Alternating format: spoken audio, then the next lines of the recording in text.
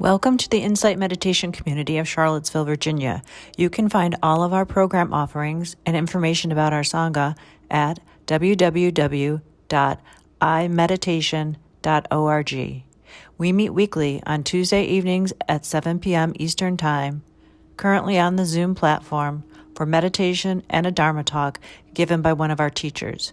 We also meet daily at noon Eastern Time on Zoom for sitting practice. We hope you can join us. This is the Insight Meditation community of Charlottesville. My name is Liz Reynolds. I know many of you. I don't know all of you. A lot of new faces tonight. So a special welcome to all of you who are joining us for the first time. Thank you for being here. We are very honored this evening to have a special guest. We are enabled by Zoom to welcome Kaira Jewel. I think you're in New York, is that right, Kaira Jewel? Yeah, so the magic of Zoom. I'm going to introduce her briefly and then leave the evening for her guidance. Kaira Jewel grew up in an ecumenical Christian community where families practiced a new kind of monasticism and worked with the poor. At the age of 25, she entered a Buddhist monastery in the Plum Village tradition and spent 15 years living as a nun under the guidance of Thich Nhat Hanh, the Zen master. She received lamp transmission from Thich Nhat Hanh and became a Zen teacher in 2007. She is also a teacher in the Vipassana Insight lineage through the Spirit Rock Meditation Center. Today, Kaira Jewel sees her work as a continuation of the engaged Buddhism developed by Thich Nhat Hanh, as well as the work of her parents, inspired by their stories, and her dad's work with Martin Luther King Jr. on desegregating the South. Kaira Jewel has a new book coming out, which we're really excited about, and this talk tonight is the same title as that book. It's called We Were Made for These Times, Skillfully Moving Through Change, Loss, and Disruption. I guess that will be published later this fall. She's also the editor of Thich Nhat Hanh's book, Planting Seeds, Practicing Mindfulness with Children. And now based in New York, Kaira Jewel teaches and leads retreats internationally, provides spiritual mentoring, and interweaves art, play, nature, racial and earth justice, and embodied mindfulness practice in her teachings. She especially feels called to share the Dharma with Black, Indigenous, and people of color, as well as activists, educators, youth, artists, and families. So it's my great honor. Thanks so much, Kaira Jewel, for being here. I'll pass it over to you. Thank you so much, Liz, and everyone at the Insight Meditation community of Charlottesville. It's really good to be here with you, and grateful that we have this time together. Just want to check that you all can hear me well. Is it coming through? Okay, thank you. So I just want to echo the words of Reverend Sekou, who we were just listening to his song, Welcome Home. No matter where you are on life's journey or where you're coming from, you can always call this place home. No matter where you've been or what you've done. Welcome home. So just an invitation for us to come home to ourselves, to our bodies, to this moment, to this group, to our lives as they are. And yeah, we can welcome ourselves here. We can welcome each other. So I want to just also share My gender pronouns are she and her, and I'm calling from the ancestral lands of the Munsee, Lenape, and Merrick peoples of Long Island, and want to pay my respect to these elders and stewards of this land, past, present, and future.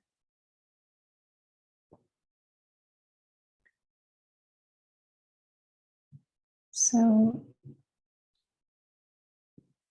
some of you come to this group regularly and some of you may be new. So I just want to let you know the evening will be a meditation and then a talk and then a time for connection. So questions, sharing, being in community, however that shows up for this group of people.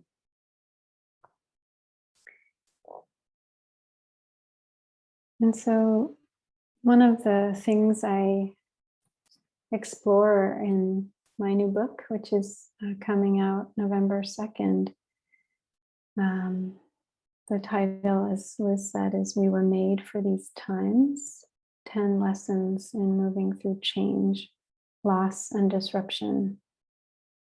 And one of the things that I explore is how the practice of equanimity and letting go can be very powerful anchors for us when life is really challenging or full of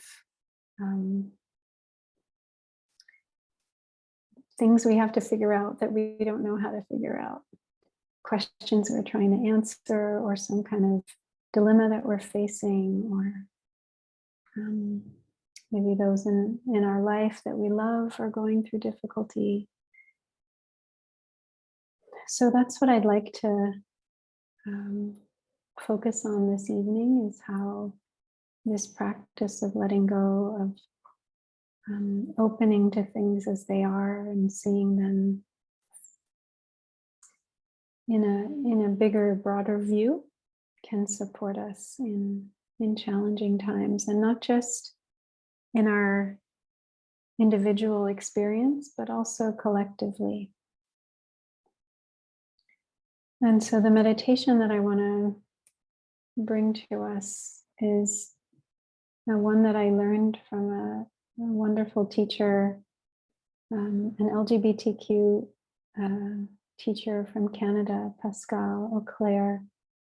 And it's about practicing love as renunciation, or as letting go. That one way of expressing love can be releasing, letting go. We often think of love as holding and bringing in close, but another aspect of love, which is the practice of equanimity, is to let go, to renounce this sense of it should be this way, or it has to be like this or like that. So in this meditation, we'll look at what it means to release our ideas and notions of others, and how true love can really be a practice of offering space so that the people in our lives have the freedom to be who they are, who they need to be, not who we want or need them to be. So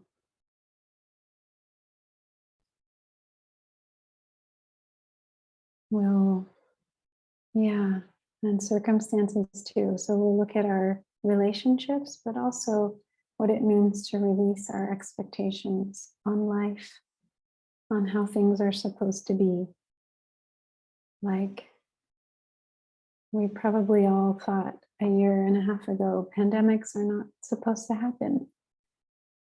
We weren't thinking that that was part of our reality. It's certainly not in the way that it's impacted us as it has this past year and a half. But there is this conditionality that we place on life, that it's supposed to unfold like this, in a so-called normal way or expected way, and without interruption of what's comfortable, what's known to us. But there can be a lot of freedom when we let go of our ideas and notions. Thich Nhat Hanh, my root teacher, talks about the joy born from letting go, that there's joy that comes from many sources. One of them is letting go. Because the things that we cling to and think will bring us happiness often can be the very obstacles to our happiness. Be the things that we get tripped up on.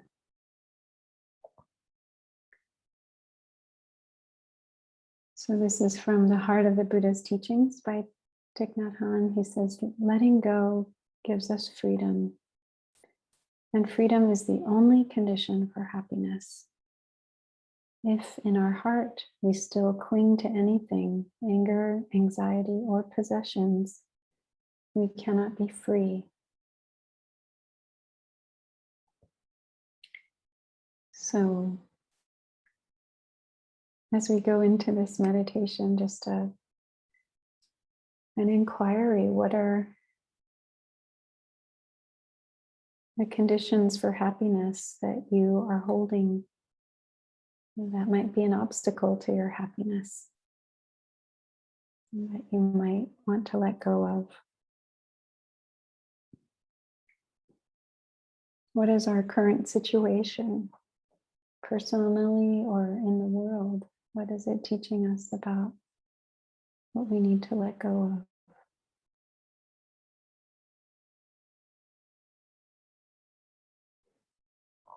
So let's try this out.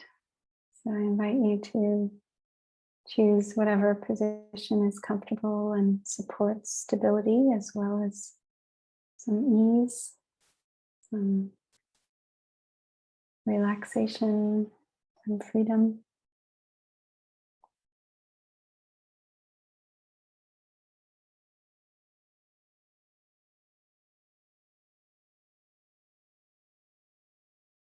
So position a posture that supports you in coming into presence, to being fully here, and also brings you ease.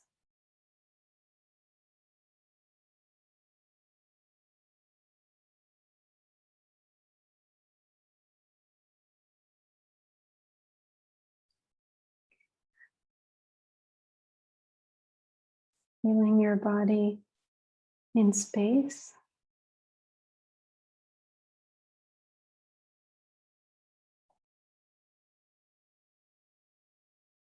Notice the space your body is occupying.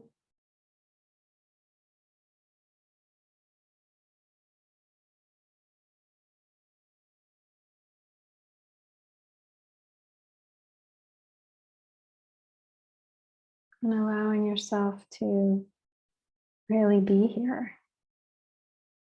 to claim that you belong here, right in this moment.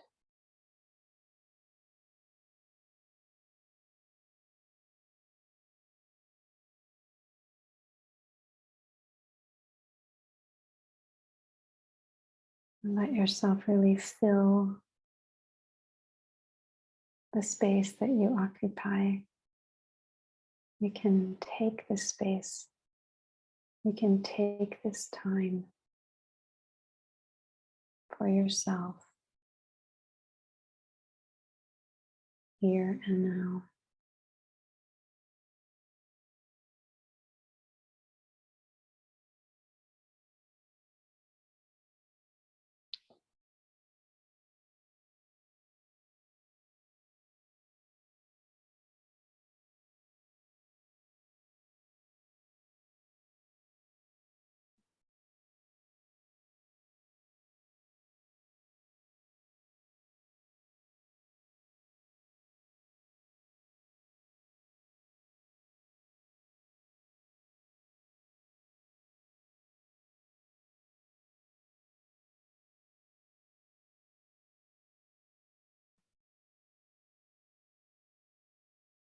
letting your body settle.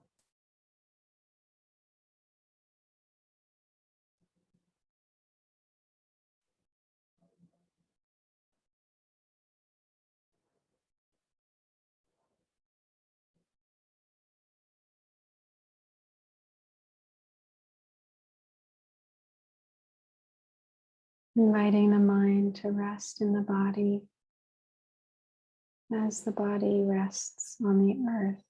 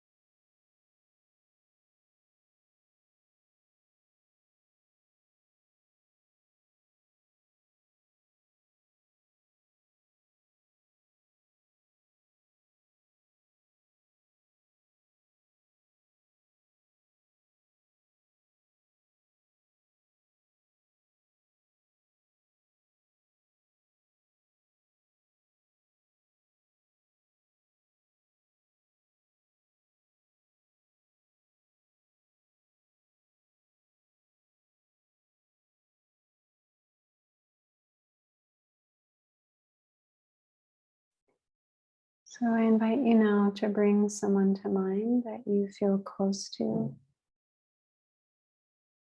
that is connected to you in an important way.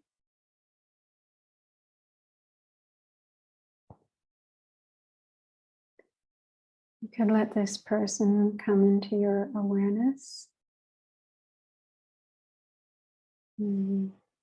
See them in your mind's eye. Get a sense of their energy.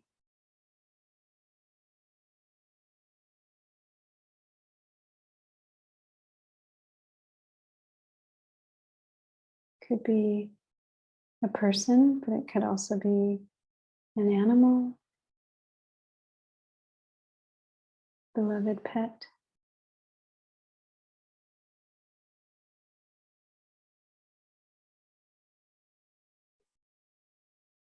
So just for a short time, I invite you to consider what it would be like if, as an act of love, you renounced your expectations of this person, this being.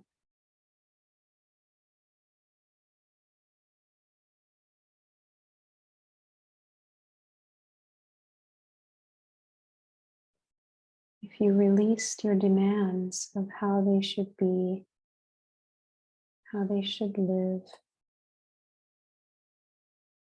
how they should do things, how they should interact with you.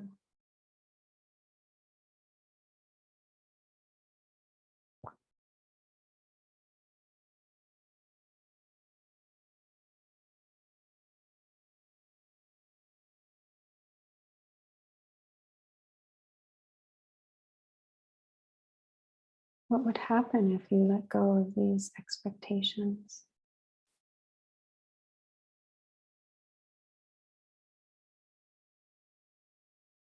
This box that you might put them in.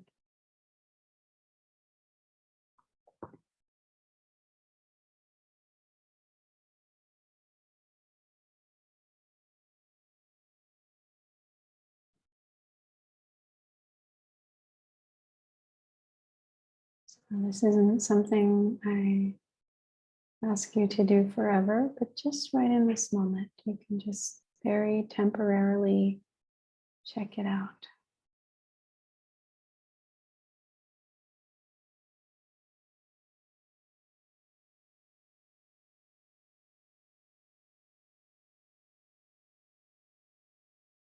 How would that be to let go of some wish that you have that they should fulfill?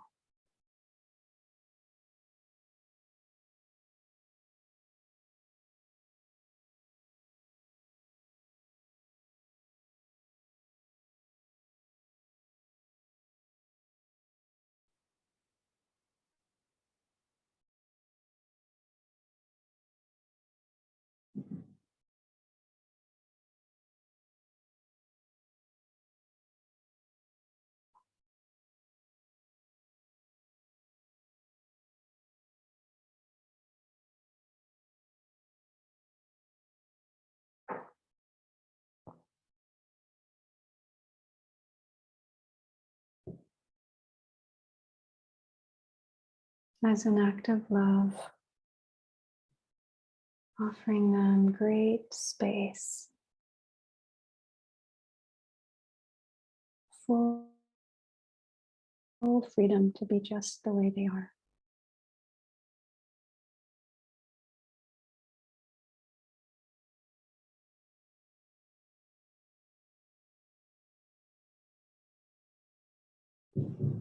At whatever place they are on their journey.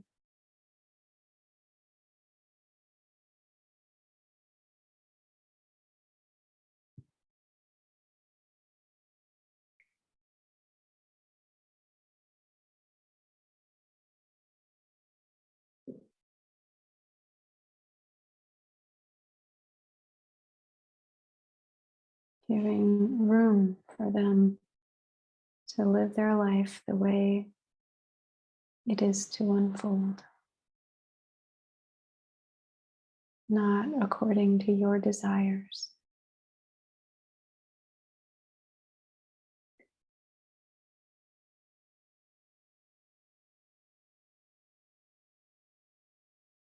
Opening your heart to accept them in all of their beauty and all of their challenging aspects.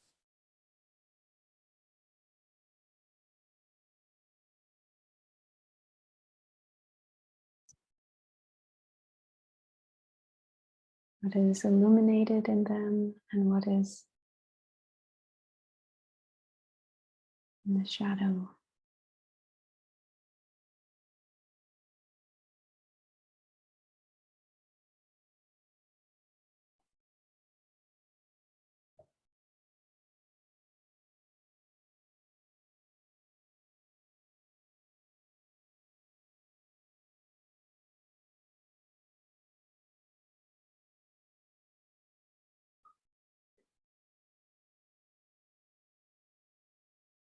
And now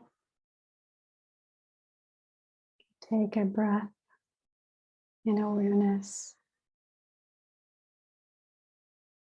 We're going to switch the tables and explore what it would be like if they were to release and renounce their expectations of you.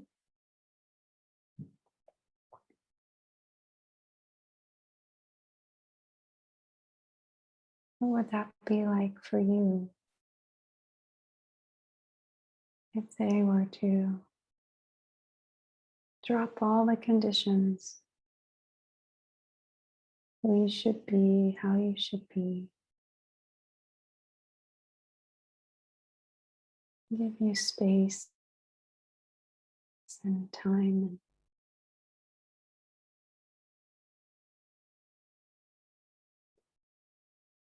acceptance to be just as you are right now.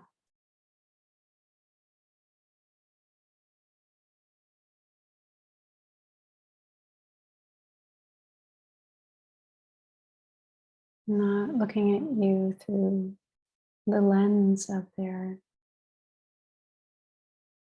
needs for how you should be,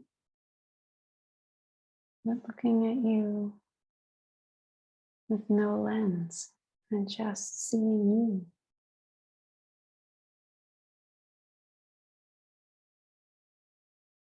With no distortion.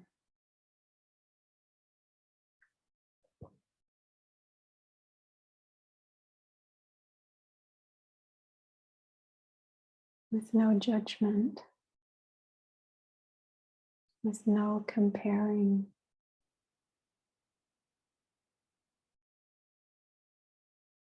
With absolute freedom.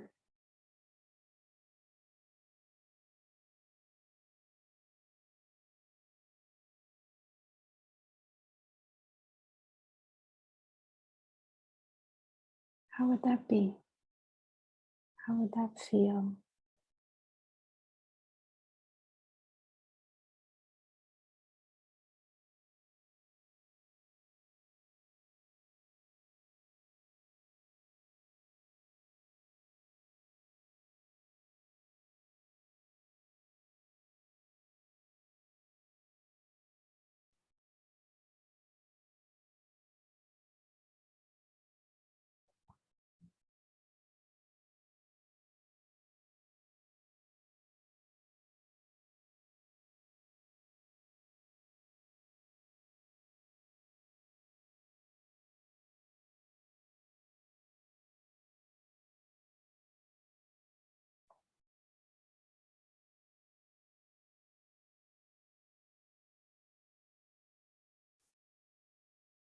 And now turning to explore what it would mean if you,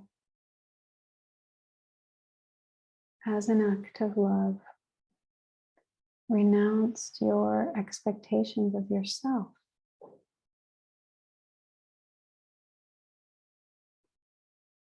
In the past, in the present, in the future.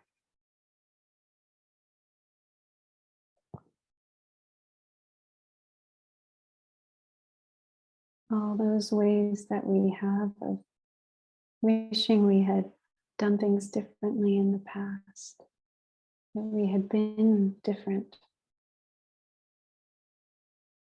What would it mean to offer unconditional amnesty to all of our past selves?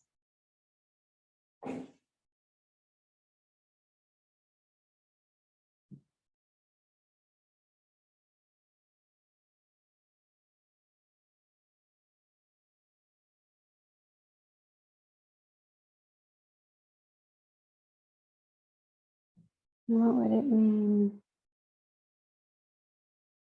to look at our lives in the present and let go of our conditions, that we should be more of this or less of that, or more like this person, or similar to how we were some other time in our lives.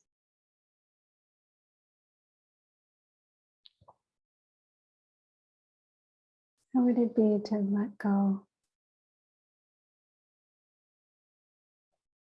of these ways we box ourselves in, these ways that we tell ourselves we're not okay, not yet, not until.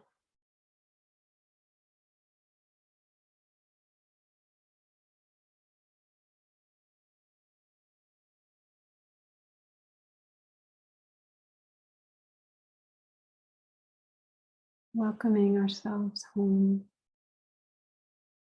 no matter where we've been or what we've done.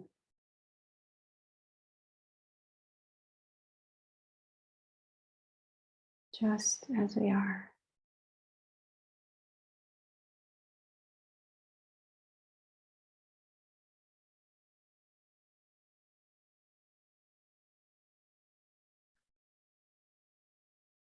And releasing our expectations of who we should be in the future.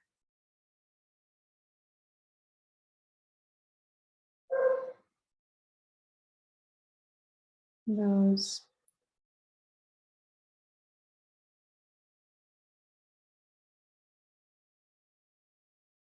beliefs that we shouldn't grow older or lose any of the capacities that we have now. What would that be like to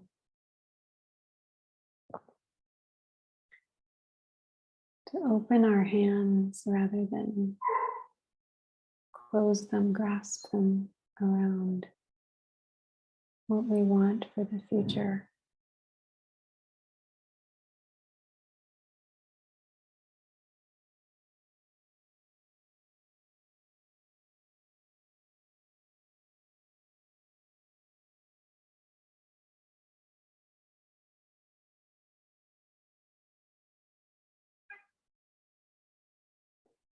Offering unconditional acceptance of ourselves in the future.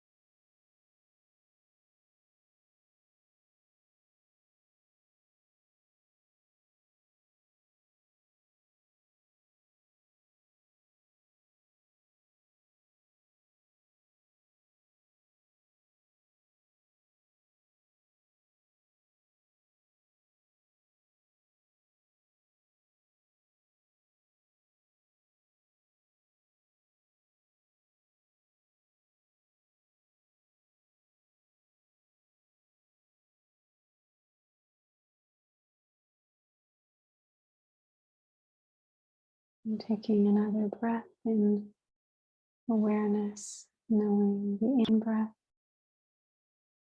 knowing the out breath.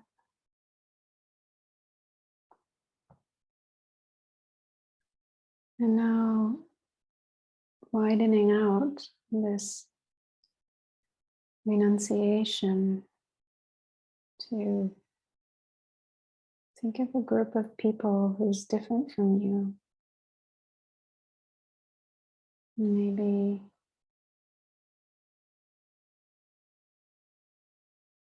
people who live in a different place than you do, or who have different lifestyles or backgrounds. People who have different political beliefs, different spiritual or religious practices, people with different racial or sexual orientation or gender identities.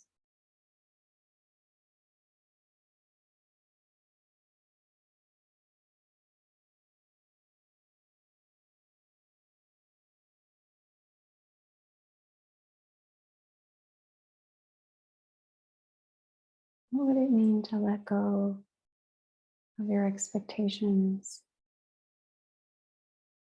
of this group of people?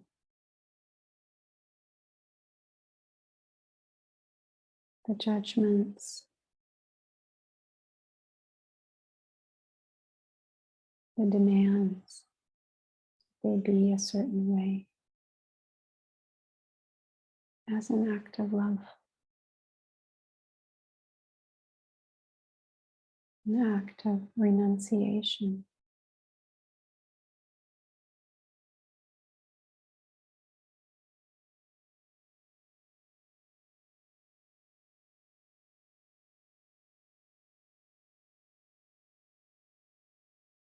Letting go of the belief that we know how they should be. We know how they should act, how they should live. What if we don't?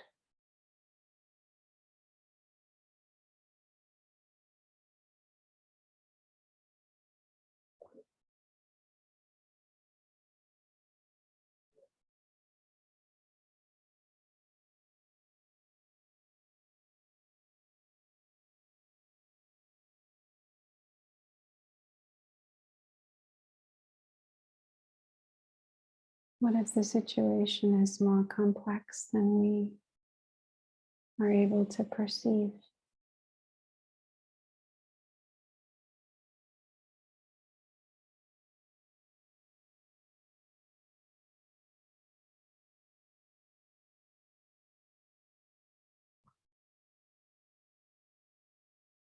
How would it be, just for this time, temporarily,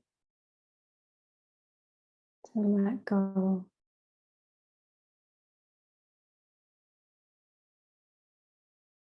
of the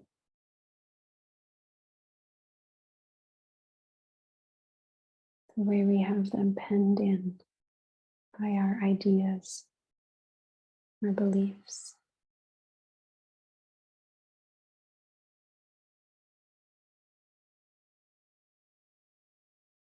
What if they're capable of much more than we believe, than we think we know?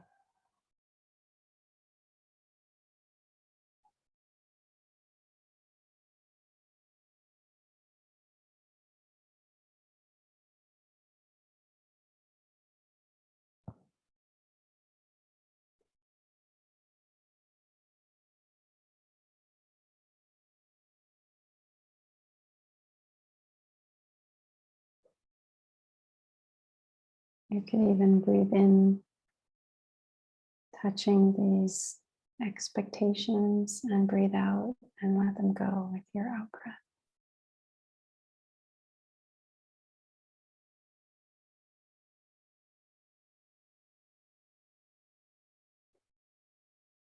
And finally,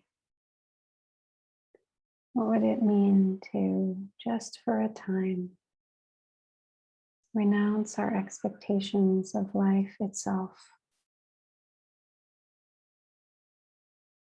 To let go of the demands, the judgments, the requirements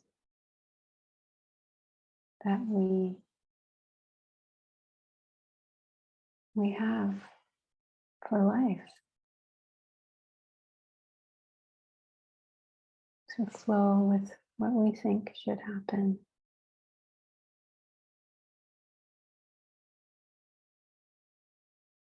And if we release all of that,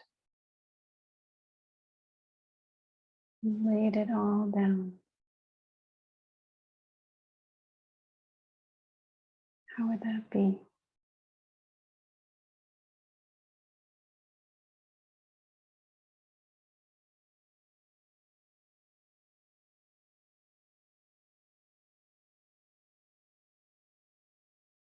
If we were to accept life just as it is, with its fortunes, with its misfortunes, with its gains, with its losses.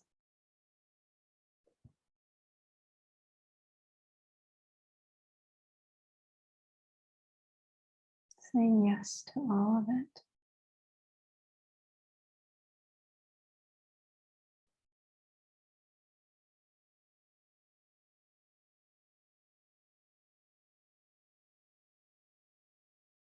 Breathing all of it in,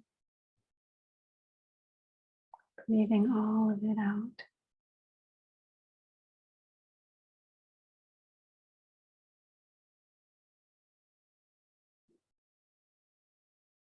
No preference,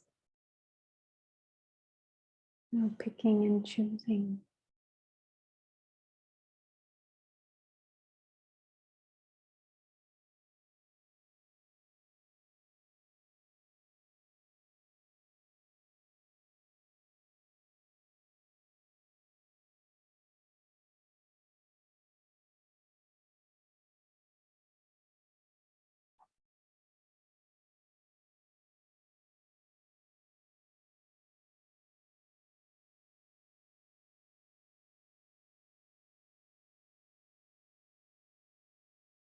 Just resting back now into the experience of your body in the space that you're in.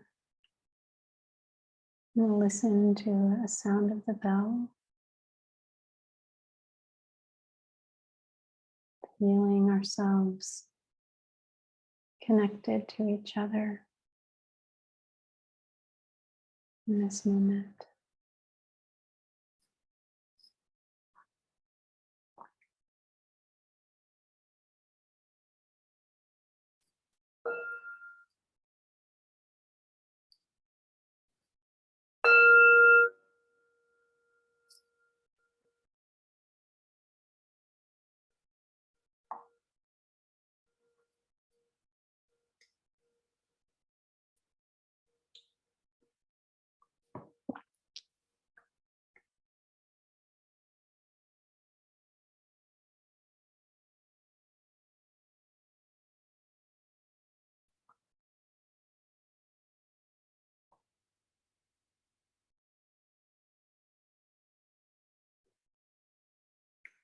Thank you for your practice.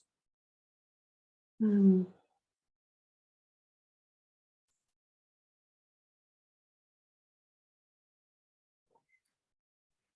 love to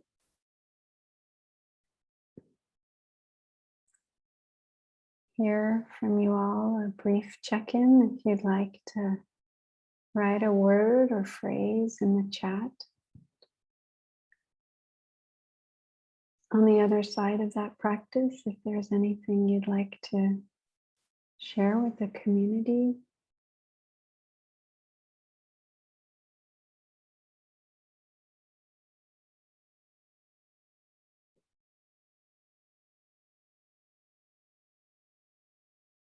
I'll read out some of the shares coming in. And also, right after this, I'll invite us to take a short break, and Liz will have a few announcements as well. Expansive, very, very calm. Thank you. I loved your words. Connection, calming, gratefulness. Thinking about the who. I don't need to fight to prove I'm right. I don't need to be forgiven. Lightening, warmth, spacious, free light. That was freeing. Sacred space. So freeing. Freedom, fun. Wow, letting go of expectations of myself. Is that possible? So calm and expansive. Wide sky heart. Spaciousness. Deep ease. Peace. Ditto, ditto, ditto. Thank you. Thank you for sharing. If you still have more, if others haven't shared, feel free to share.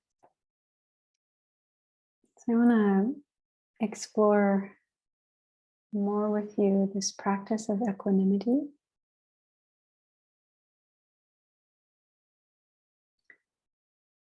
Which has a lot of power, even if it's something that we can see on the surface. It seems very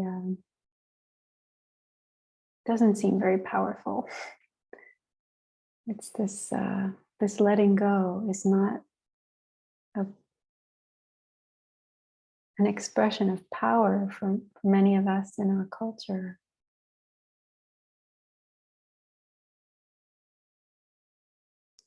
But when we look at the many pandemics that we're facing right now, with COVID, with climate chaos, racism, economic, political breakdown,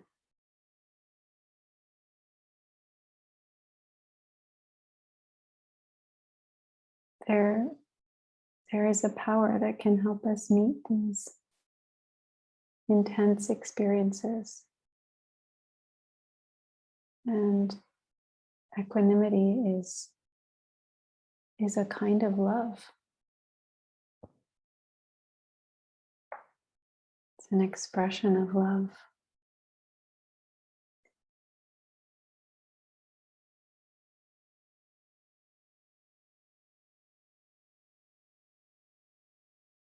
So it keeps us grounded. There are other forms of love that are more full of heat. And equanimity has a grounding effect to those other ways of practicing love. And it keeps us balanced so we don't burn out in our caring, in our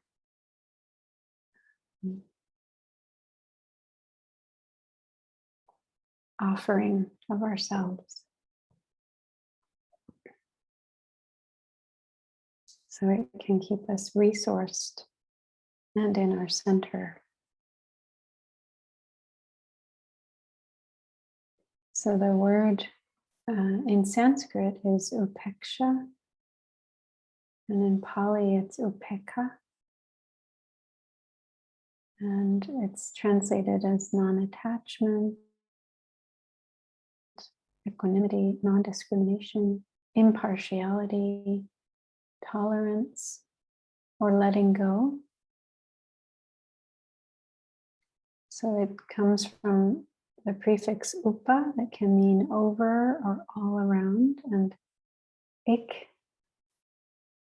iksh, meaning to look or to see. So it's to look or to see all around, to see over the whole perspective. It's like we are at the top of the mountain and we can see the whole landscape, not just one side. Impartiality is not taking sides. It's the ability to see without being caught by what we see. To see with patience, without reactivity.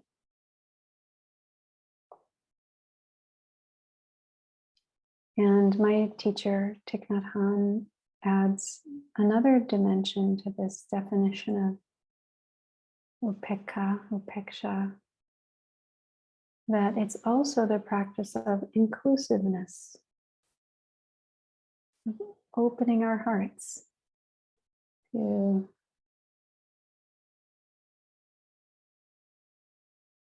welcome many perspectives. So it's the ability to stand firm, but not be caught in a view. And I remember I was a novice nun with Thich Nhat Hanh, and he was sharing that he had been approached by a group that wanted him to sign a petition against abortion.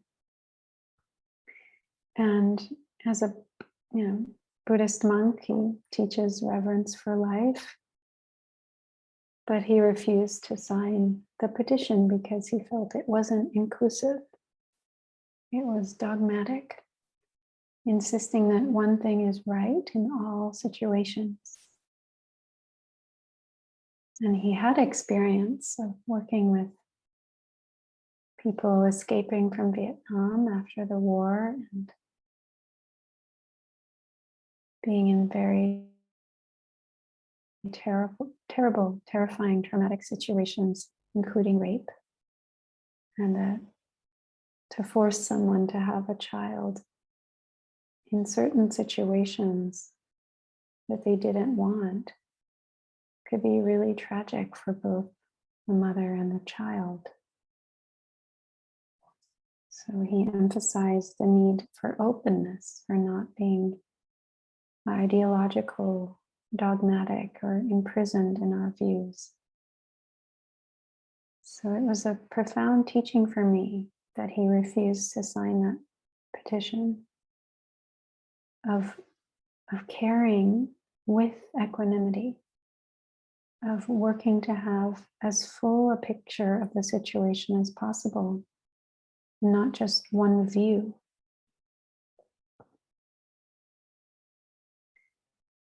So being inclusive means we have spaciousness, this spaciousness that we practiced in the meditation. But how do we do that when we are facing the world that we have to live in, which it's so easy to be flattened by and overwhelmed by and despairing over? And so this is from Thich Nhat Hanh, who writes, "When I was a novice, I couldn't understand why, if the world is filled with suffering, the Buddha has such a beautiful smile. Why isn't he disturbed by all the suffering? Later, I discovered that the Buddha has enough understanding, calm, and strength. That is why the suffering does not overwhelm him. He's able to smile to suffering because he knows how to take care of it and to help transform it. We need to be aware of the suffering, but retain our clarity, calmness, and strength so we can help transform the situation. The ocean of tears cannot drown us if karuna or compassion is there. That is why the Buddha's smile is possible. So this smile of the Buddha is rooted in equanimity, in seeing the reality from all sides.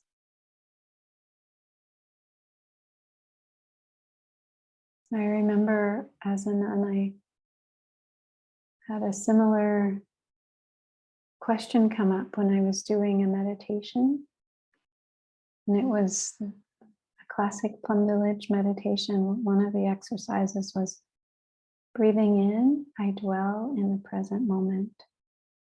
Breathing out, I know this is a wonderful moment. And suddenly I was stuck. I was confused when I thought about all the challenges in the present moment, all the violence, hatred, inequality, all the tragedies that are preventable that are happening all over the world. How could we say it's a wonderful moment? And I really I had just kind of repeated it without thinking about it for a long time. And suddenly I was like, wait a minute, how can this be? That this is a wonderful moment. And as I sat with this, I saw that, yeah, there's many things that are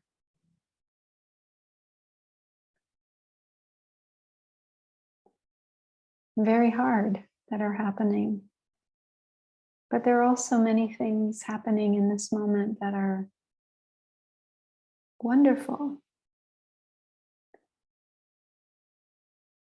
There are people with great compassion who are serving everywhere on the planet to alleviate suffering, to care for others, to teach, to reconcile, to heal.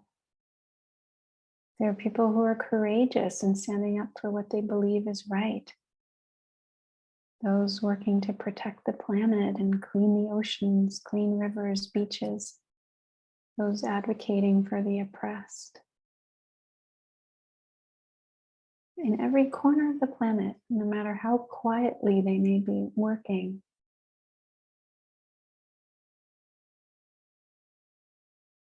even how invisible their effect might seem to be, doing things no one else wants to do, caring for forgotten people, forgotten places, species. It's a wonderful moment. So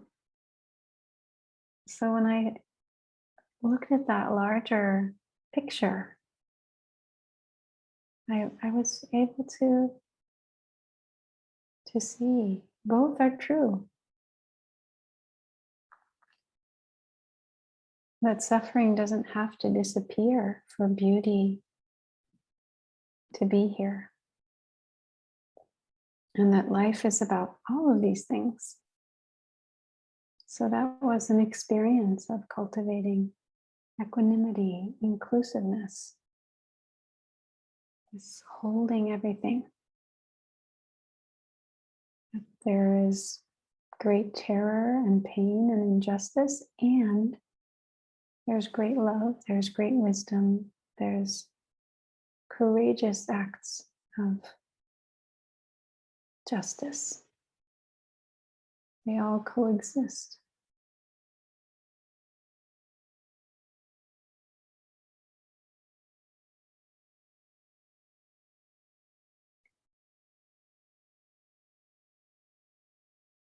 So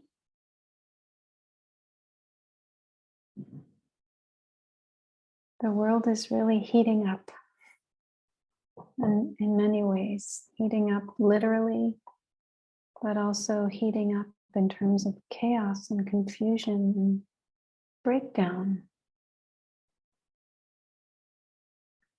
And it's going to keep heating up in all those ways.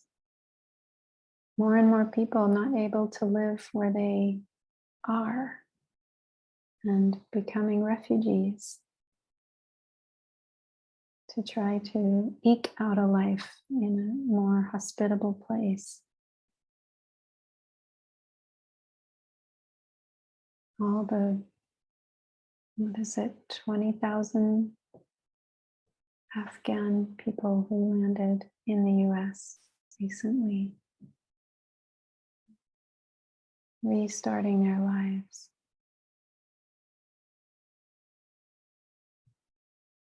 Our political world is so fractured with the attempted coup on the Capitol. How do we relate to these forces, this very evident breakdown with clarity,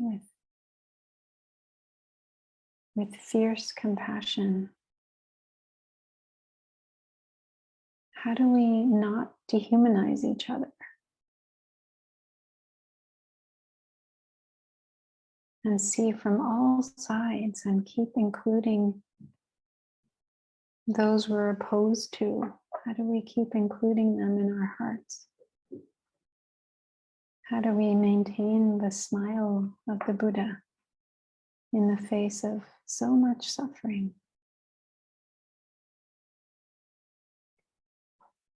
So my dad and I were talking about this attack on the Capitol.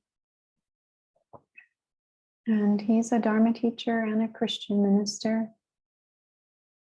And he said something that I really appreciated, that when we see ourselves as victims, that's the separate self. But when we see ourselves as beloved, that is no self.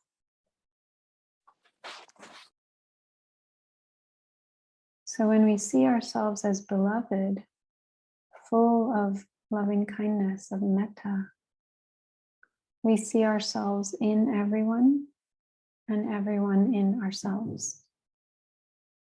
And that is a force with which we can meet ignorance, discrimination, violence in others, so that it doesn't cripple us by making us hateful. When we see ourselves as beloved, we have no enemies.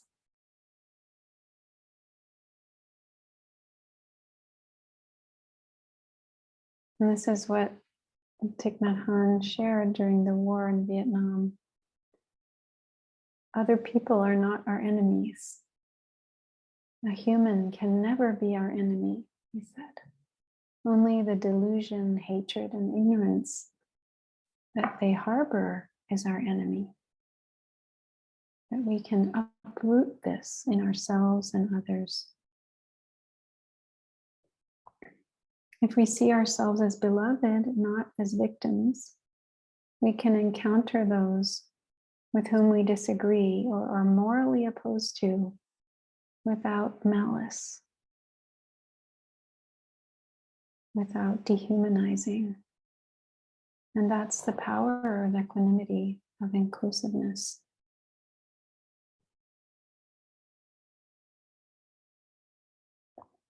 So I watched a film recently called The Best of Enemies. Now, have any one of you seen this movie? It's based on a true story, and it's based on the book The Best of Enemies: Race and Redemption in the New South by Osha Gray Davidson. And it focuses on a rivalry between a civil rights activist, Ann Atwater, and a Ku Klux Klan leader, C.P. Ellis. And it's set in 1971. It's a story of a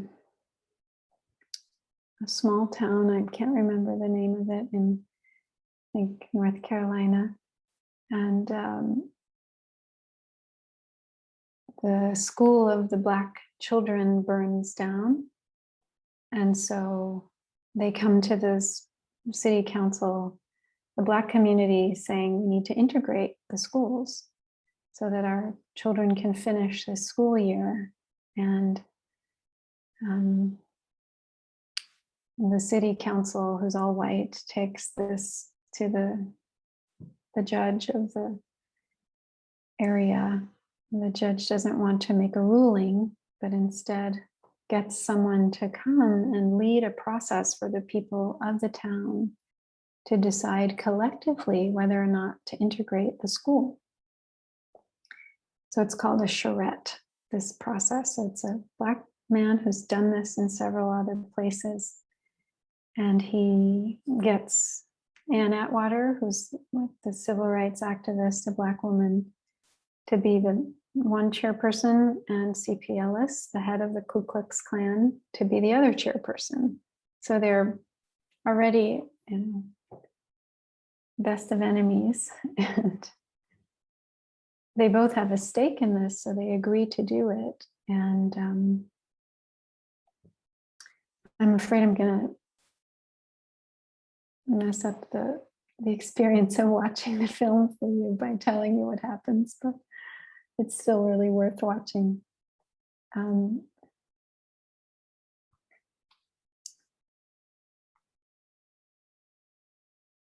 I felt so grateful to see this movie because it tells, it shows the power of inclusiveness, which is this Black woman seeing ways that this white man and his family were suffering, and making, each of them began to appreciate each other in this process, and she especially really did her best to alleviate the suffering that was in his family for a particular child that he had. She did what she could to make that situation better, and it deeply touched him. She did it without him knowing she was doing it, but he learned she had been helping his family. And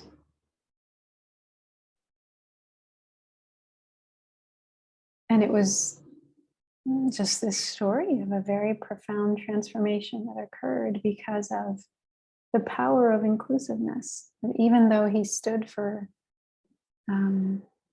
all the things that were harmful to her and her community, she could see herself not only as a victim, but as a beloved. And so therefore she could see the humanity in him and in his family, and that transformed him.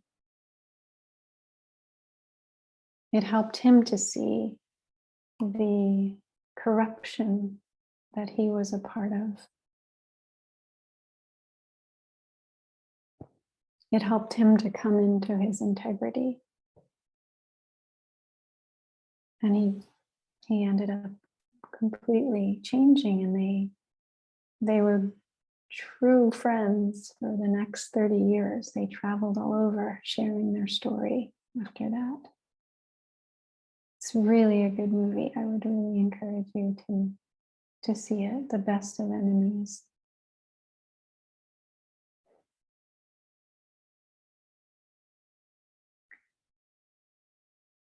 So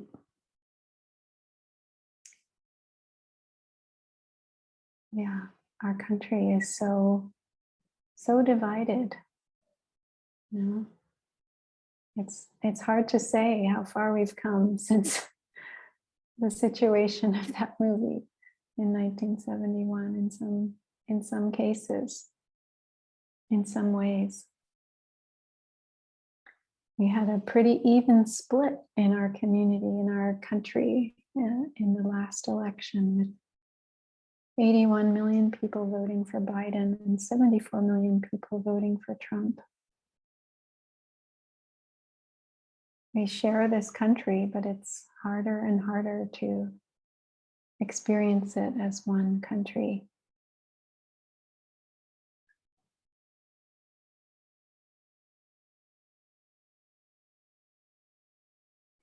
But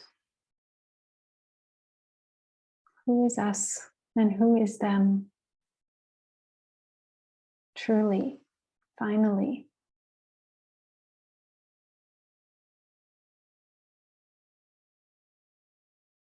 So Thich Nhat Hanh, speaking about true love, says, if our love contains elements of attachment, discrimination, prejudice, of grasping onto opinions, then it's not true love.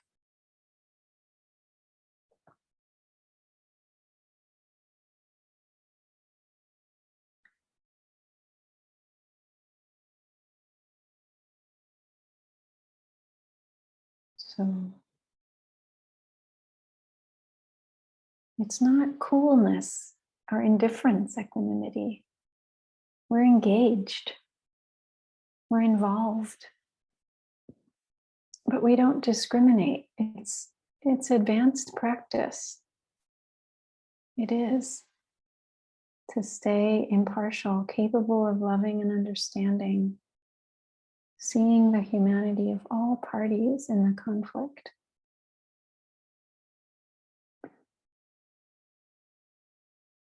When we're able to put ourselves in the skin of another and see them as ourselves, to see there's no I and no other, that's when we can truly love them.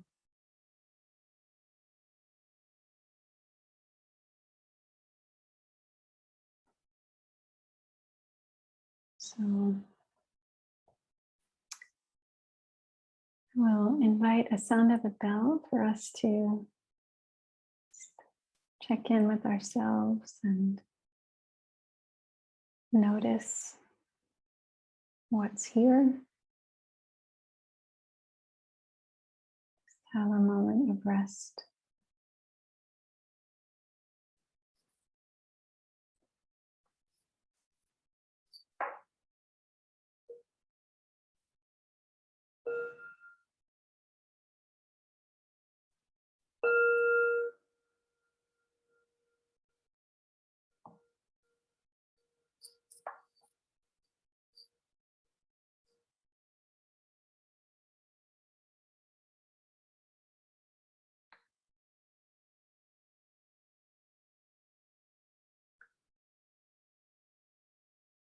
Thank you so much for your kind attention. It's been lovely to be with you. And may we all deepen in our practice of equanimity and letting go and inclusiveness for the benefit of the whole. Thank you. Thank you, Kaira Jewel, for joining us.